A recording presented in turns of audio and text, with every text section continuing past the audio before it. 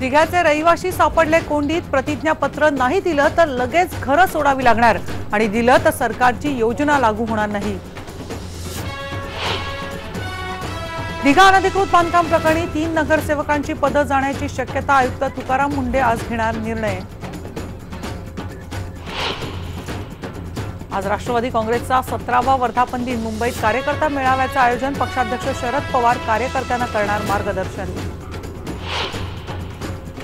कोकणात गुहागर आणि चिपळूणमध्ये पावसाची हजेरी, सोसाट्याच्या वाऱ्यासोबत पाऊस पडल्यानं वातावरणात निर्माण झाला गारवा। दिल्लीच्या तिहार जेलमध्ये रचला जाऊ शकतो छोटा राजनच्या हत्येचा कट, दिल्ली पोलिसांच्या स्पेशल सेलची माहिती, छोटा शकील रचतोय हत्येचा कट। निष्काळजीपणामुळे अपघातात कसा जातो जीव, घरी कोणीतरी वाट पाहत आहे, लक्षात ठेवा, IBN लोकमतची रस्ते सुरक्षा मोहीम।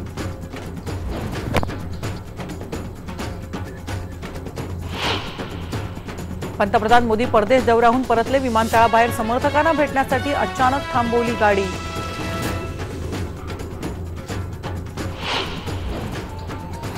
आणि उडता पंजाबबाबत आज मुंबई हायकोर्टात पुन्हा सुनावणी, तर अरुण जेटलींनी सेन्सॉर बोर्डाला फटकारलं, म्हणाले तुमचं काम प्रशस्तीपत्र देणं आहे, चित्रपटावर बंदी घालणं नव्हे।